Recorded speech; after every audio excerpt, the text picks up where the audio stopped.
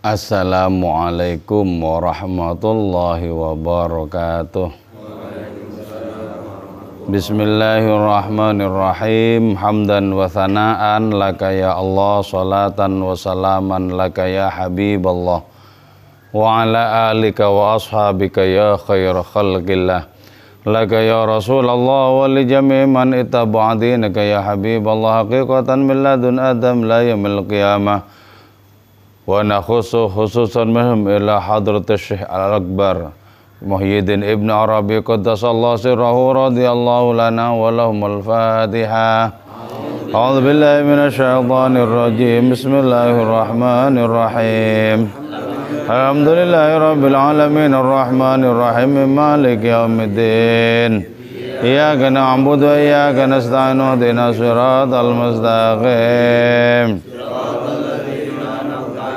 Ghairil maghdubi 'alaihim waladdallin. Amin. Li taqarrubina ila Allah ta'ala, li mahabbatina ila Rasulillah sallallahu alaihi wasallam, li salamatina fid din wad dunya wal akhirah, li qadai duyunina, li qadai hajatina min hawaijid dunya wal akhirah, li taysiri arzaqina halalan thayyiban mubarakan katsiran wa sa'ah, li sihhati ajsadina wa qulubina, li shifaa amradina zahiran wa batina, li daf'il balaya wal mihan wal fitan wal amrad wal asqam, wa li manafi'ina li masalihina li ahli baitina wa auladina wa dhurriyyatina wa jiwarina wa asdiqaina wa jami'il muslimin wal muslimat wal mu'minin wal mu'minat al-ahya'i minhum wal amwat, wa li'izil islam wal muslimin bijudika ya Allah, bi syafaati nabiyyika ya Allah, bi barakati awliyaika ya Allah, wa bi asraril Fatiha. A'udzu billahi minasy syaithanir rajim.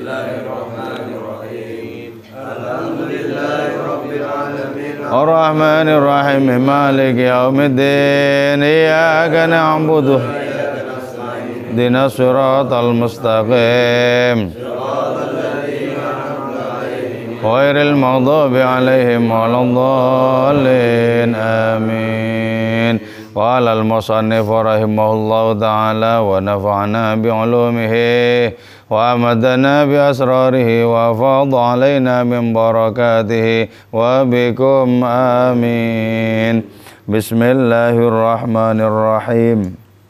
Al-haqqu ta'ala, adapun Allah subhanahu wa ta'ala, zahirun, ialah nyata, min haitsu makhluqatihi, dilihat dari sisi makhluk-makhluknya.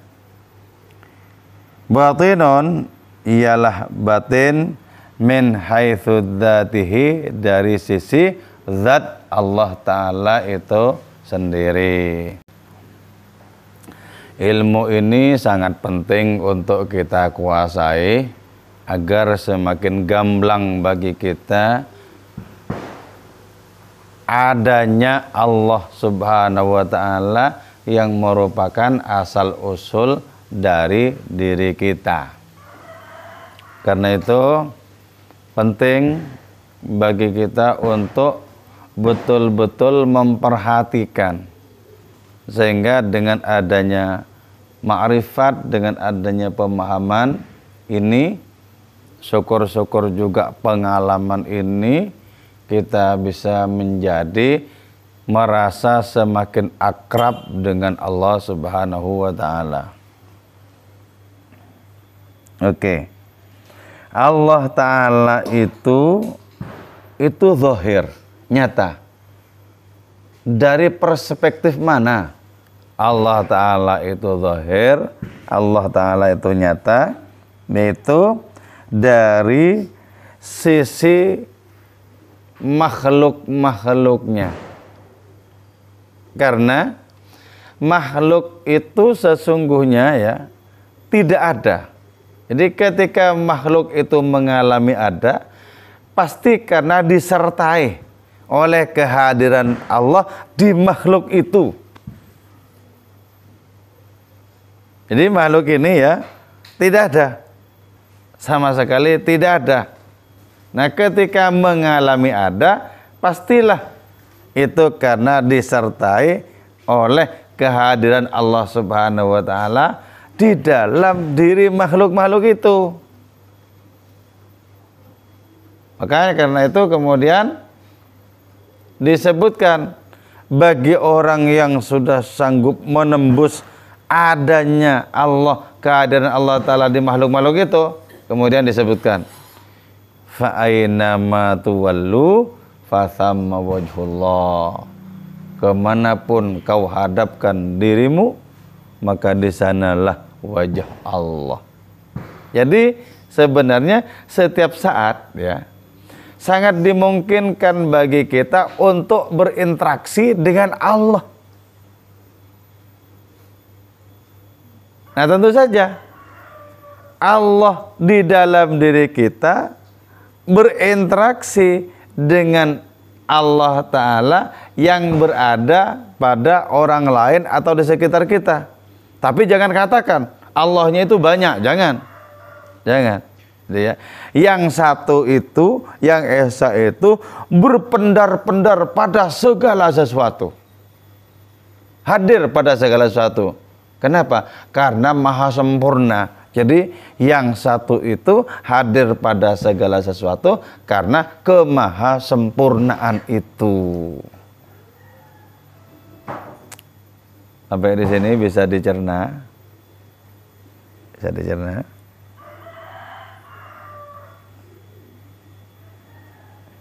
Kenapa ya disebutkan bahwa Allah Ta'ala itu hadir pada segala sesuatu? Karena segala sesuatu itu memang tidak bisa dipaksa untuk menjadi ada selain disertai oleh Allah. Gak bisa. Tidak bisa yang semula tidak ada dengan cara apapun dipaksa untuk ada. Nggak bisa, kecuali disertai oleh kehadiran dari kemahaan Allah Ta'ala, baru itu mengalami ada. Karena itu seluruh makhluk sebenarnya transenden, memiliki nuansa keilahian, seluruh makhluk itu. Jadi kalau begitu ya, mestinya kita tidak merasa terasing, tidak merasa jauh dari Allah, mestinya. Kenapa? Karena wujud kita ini pun disertai oleh kehadiran Allah Subhanahu wa taala. Tapi ya, jangan sampai hanya dikatakan bahwa kehadiran Allah taala itu hanya berada pada orang tertentu. Jangan. Itu berarti apa? Itu berarti mereduksi, menyempitkan, membatasi wujud Allah. Enggak bisa.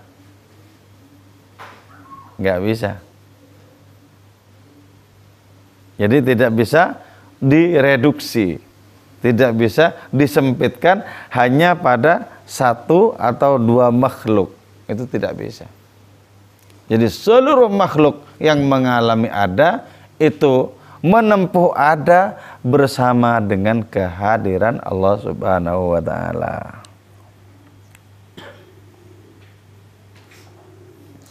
Wa hiya mazahir.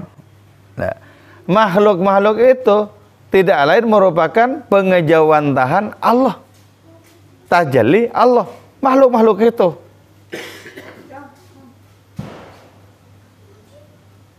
Makhluk-makhluk tidak lain merupakan pengejawantahan Allah. Apa pengejawantahan? Penampakan. Tapi tidak bisa diringkus juga bahwa rupa Allah saya kayak makhluk-makhluk itu. Enggak. Allah Ta'ala itu maha suci dari rupa. Kenapa? Rupa lahiriah itu menunjukkan keterbatasan. Sementara Allah Ta'ala tidak terbatas. Jadi harus disusulkan adanya sebuah keterangan bahwa walaupun Allah Ta'ala itu hadir pada seluruh makhluknya, tapi tidak bisa dikatakan bahwa keterbatasan makhluk itu Allah. Tidak, karena Allah Ta'ala tidak terbatas. Allah Ta'ala tidak terbatas. Jadi hebatnya, anehnya apa? Yang tidak terbatas itu mengejawantah di makhluk-makhluk yang terbatas. Yang maha segala-galanya itu merelakan diri untuk bercakap-cakap dengan yang terbatas. Karena yang terbatas itu tak lain adalah bayang-bayang dari kehadiran Allah Ta'ala itu sendiri. Jadi karena itu dari sekarang belajar untuk tidak merasa terasing dari Allah. Terus belajar. Jangan cuman ngerasain apa itu. Jadi harus belajar untuk bisa continue merasakan Allah gitu. Maka karena itu sehabis bangun tidur, yang pertama-tama disapa dirasakan itu harus Allah. Dilatih itu, dilatih. Nah, latihan itu yang disebut sebagai riyadhah. Dilatih terus, latih terus. Nah, karena Allah Ta'ala tidak menyia-nyiakan usaha hamba-hambanya, maka yakinlah kita dengan latihan itu kita akan disongsong oleh adanya karunia Allah Ta'ala. Gitu.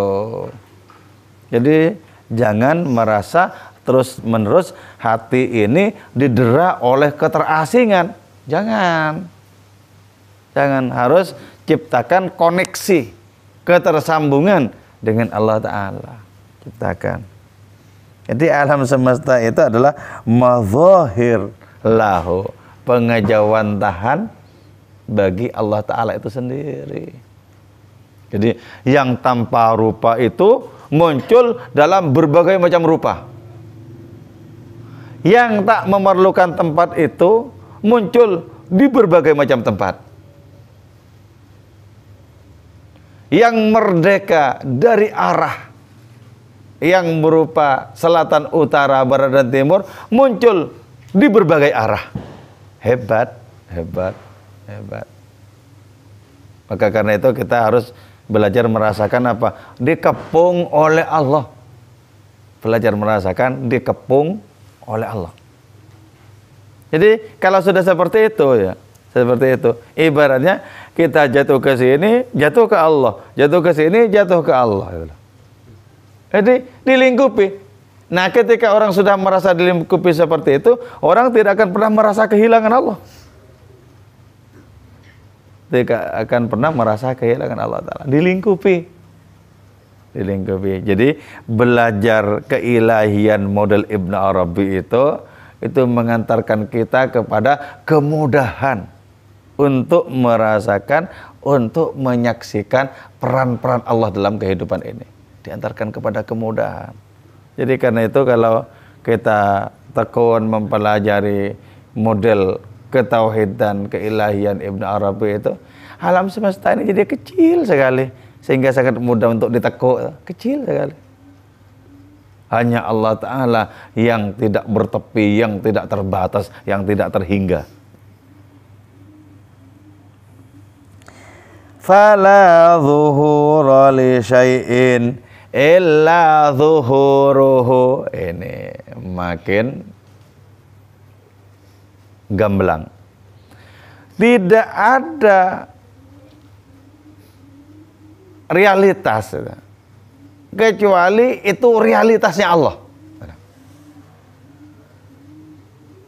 Sebab jelas kucing tidak bisa menciptakan dirinya sendiri sebagai kucing.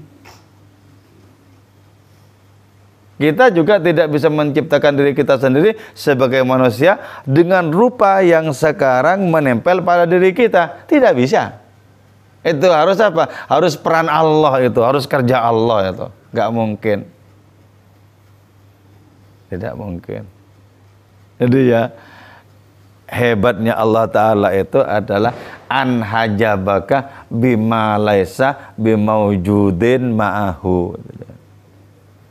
Allah Ta'ala itu menghijabmu, menutupimu dengan sesuatu yang sesungguhnya tidak ada sesuatu itu. Jadi kan hijab itu tidak ada, tirai itu tidak ada, tedeng aling-aling itu tidak ada, yang membatasi antara kita dengan Allah Ta'ala nggak ada itu. Tapi karena Allah hebat ya, itu bisa menghijab kita dengan sesuatu yang sesuatu itu sesungguhnya tidak ada. Loh, hebat. Hebat. Jadi Tuhan kita itu Tuhan yang maha hebat ya. Maha hebat. Jadi fala zuhura illa zuhuruhu. Tidak ada pengejauhan, tidak ada penampakan, tidak ada realitas apapun kecuali itu merupakan realitasnya Allah Ta'ala. Gak ada. Jadi aneh ya, dari saking tumpulnya tumpul kita menyaksikan makhluk-makhluk seolah-olah makhluk-makhluk itu tidak disertai oleh kehadiran Allah Ta'ala. Jadi maka kita menempuh jalur apa? Jalur riyadhah dengan cara banyak istighfar, astagfirullahaladzim. Kita memperbaiki perilaku-perilaku kita yang masih kurang benar, kurang baik. Kita perbaiki.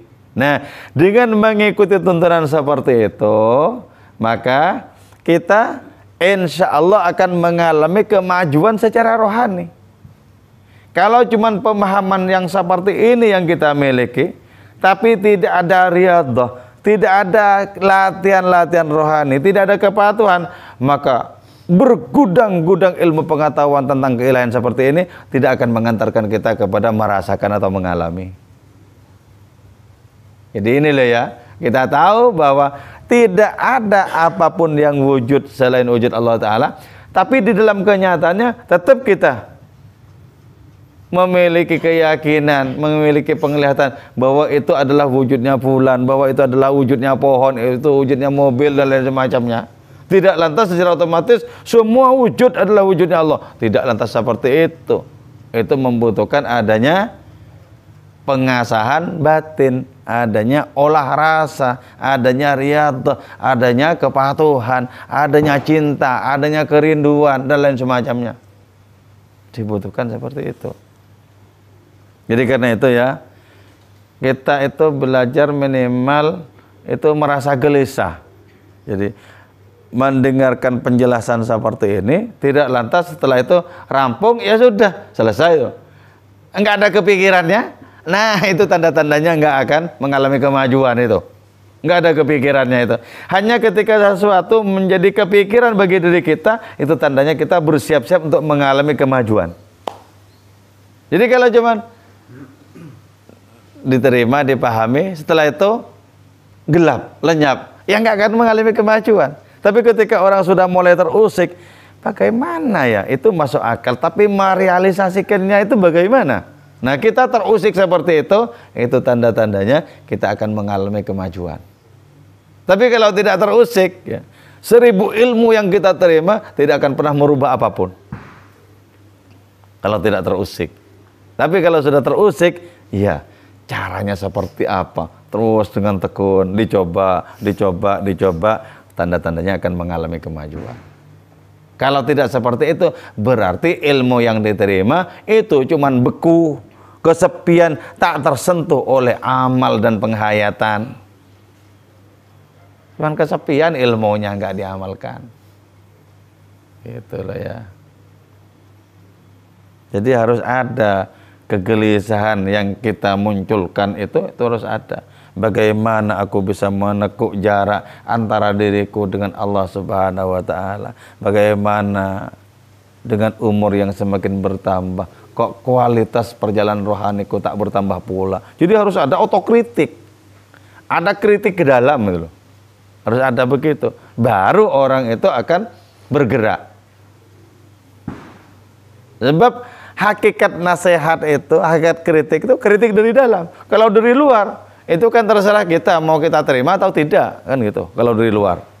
Tapi kalau dari dalam, diri kita yang mengkritik, yang menasihati kita sendiri, ampuh.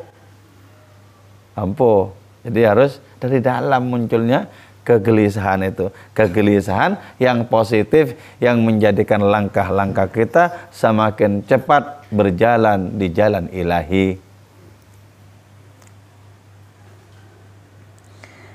Coba, wal makhluqatu, adapun makhluk-makhluk, zulmatun, ialah kekelaman.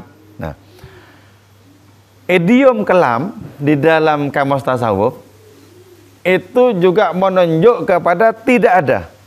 Jadi cahaya sama dengan ada, kegelapan sama dengan tidak ada. Al-kaunu kulluhu zulmatun. Alam ini semuanya gelap. Oh, berarti tidak ada. Fa'anarahu wujudul haqqi fihi. Maka kemudian adanya Allah Subhanahu wa taala yang mewujudkan makhluk-makhluk itu. Berarti inti dari makhluk-makhluk itu adalah wujud Allah. Walaupun nanti ya jangan sampai kita melakukan generalisasi yang tidak benar. Oh, berarti Allahnya berpuasa, berbuka puasa. Ya bukan kayak gitu. Bukan kayak gitu. La tudrok, yang tidak bisa digapai itu makhlukat itu illa binuri zuhurihi, kecuali dengan cahaya pengejauhan Allah Ta'ala. Makanya ya di dalam proses penciptaan itu begini ya. Di dalam Allah Ta'ala itu kan sudah ada gambaran segala sesuatu, ada. Jadi bahwa rupa pohon rambutan seperti itu, pohon bambu seperti itu, bahwa si fulan bernama A itu seperti itu, dan sebagainya, itu ada sudah, gambarannya ada. Nah, ketika gambaran atau dalam filsafat Plato itu disebut ide, ketika gambaran itu disemprong, dicahayai oleh Allah dengan nama Allah An-Nur, maka kemudian muncul bayang-bayang. Nah, bayang-bayang dari ide itu namanya alam semesta. Itu caranya. Bagaimana Allah Ta'ala mewujudkan adanya gambaran tentang makhluk jauh sebelum makhluk itu mengalami wujud. Caranya seperti itu. Jadi hanya disemprongkan. Jadi misal gini ya, konkretnya misalnya, saya ada gambaran di kepala tentang wajahnya Riono misalnya. Nah itu cahaya Allah Ta'ala itu disemprongkan kepada gambaran Riono itu, lalu munculnya Riono yang sekarang itu. Jadi antara gambaran Riono dengan realitas Riono itu tidak ada perbedaan, kecuali yang satunya gambaran, satunya empirik. Satunya gambaran, satunya nyata. Itu saja cuman perbedaannya.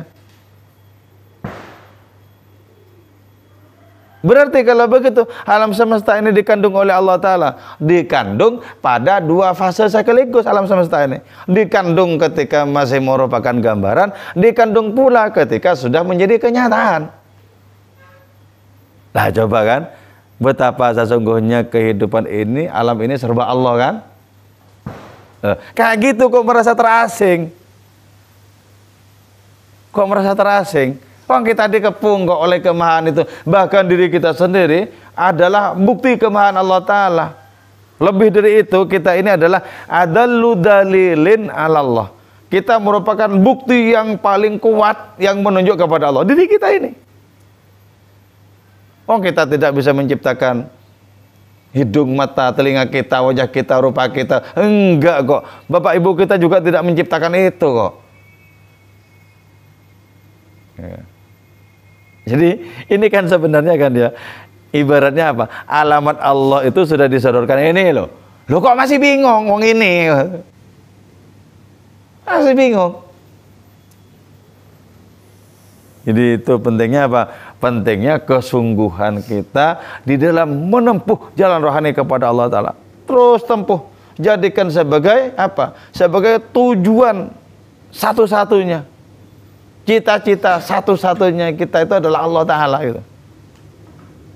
Jadi jangan sampai di dalam hidup ini kita tergelincir kepada tujuan yang lain, kepada orientasi yang lain, kepada kiblat yang lain. Jangan. Kata seorang sufi ya, kiblat kebanyakan manusia adalah Masjidil Haram, sementara kiblatku adalah wajah kekasihku. Hebat. Jadi kita kelola diri kita. Coba punya hati itu karena kita kelola diri kita. Kelola. Jadi ya dipantik itu loh.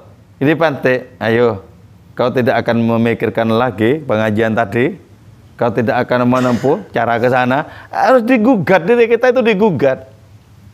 Diri kita itu digugat. Ayo belajar sekarang, merasakan, langsung ke praktek. Kita cari sekarang, lihat pepohonan, lihat cahaya matahari, lihat apa saja. Ayo langsung kita resapi kehadiran Allah Ta'ala pada segala sesuatu itu. Bagaimana caranya?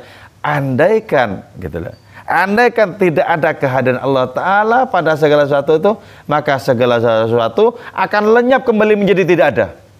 Tidak ada lagi. Kalau tidak disertai kehadiran Allah Ta'ala, tidak ada lagi. Jadi ya, ini betul-betul jalan akseleratif ala Ibnu Arabi. Jalan percepatan menurut pengalamannya Ibnu Arabi.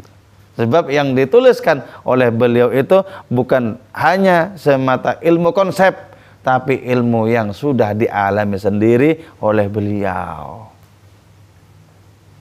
Jadi karena itu kita kerahkan ikhtiar, kita juga kerahkan pengharapan kepada Allah Ta'ala untuk mendapatkan karunia rohani. Mumpung masih 10 pertama di bulan Ramadan. Dikerahkan. Ya Allah, ya Allah, ya Allah, ya Allah. Mungkin nanti kita berdahan dan di saat itu kita seperti kehilangan kesadaran. Setelah sadar, bangkit lagi. Rasakan lagi kemahaan Allah Ta'ala. Kalaupun hati kita terasa tumpul, paksakan saja. Sebab itu merupakan bagian ikhtiar kita yang penuh dengan kesungguhan. Paksakan. Ya. Jadi al-makhluqat zulmatun la tudrak. Makhluk-makhluk itu sesungguhnya adalah ketiadaan yang tidak bisa digapai. Tidak bisa digapai. Illa binuri zuhurihi. Kecuali dengan cahaya realitas Allah Ta'ala.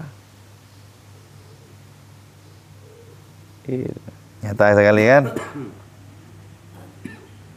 Kama annan nur, sebagaimana juga cahaya la yudrak, tidak bisa digapai itu cahaya illa bil zulmati, kecuali dengan adanya kegelapan. Cahaya juga bisa dikatakan ada sebagai cahaya kalau ada kegelapan, gitu loh. Jadi artinya apa? Allah Ta'ala itu dikenal lewat makhluk. Nah, dalam konteks seperti ini ya, Ibnu Arabi itu menanggapi Imam Ghazali. Kata Ibnu Arabi, Abu Hamid Imam Ghazali mengatakan bahwa Allah Ta'ala bisa dikenal dengan tanpa perantara. Loh, bagaimana mungkin dikenal tanpa perantara? Wong yang mengenalnya itu juga perantara. Misal, Nabi kenal kepada Allah Ta'ala. Bukankah Nabi sendiri itu juga perantara? Alam semesta ini perantara.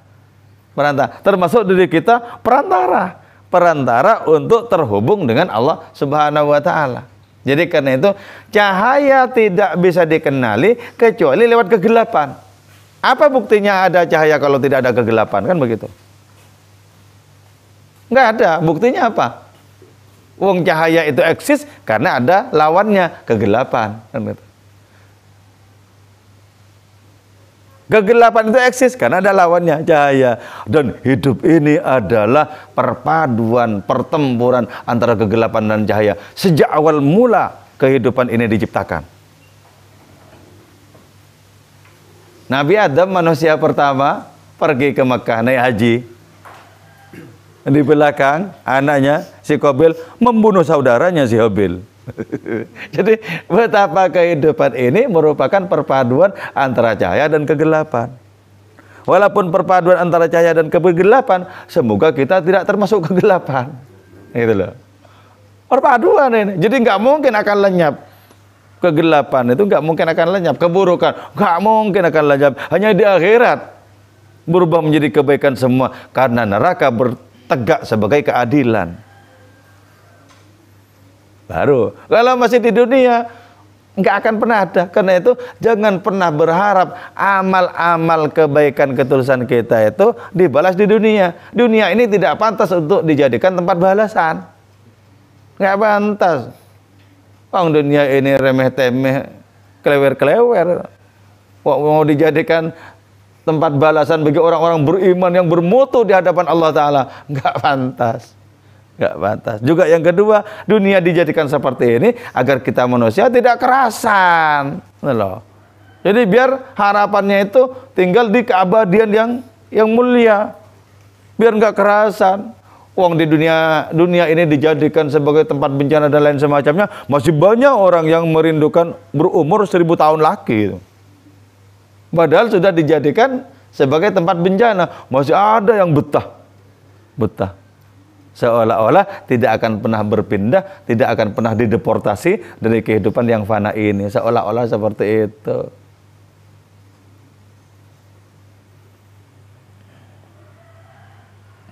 Jadi ya, Allah Ta'ala dikenal lewat pintu-pintu makhluk-makhluknya.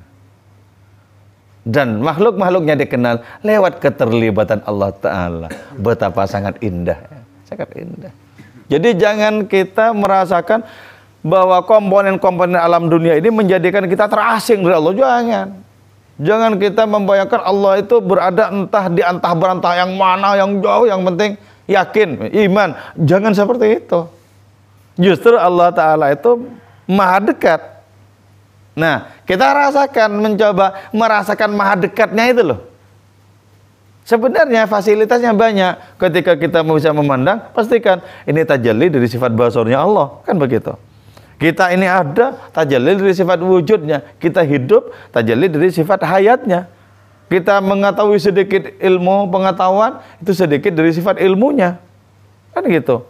Jadi jangan kita gambarkan bahwa Allah Ta'ala itu gaib dan jauh berada di antah berantah. Jangan seperti itu.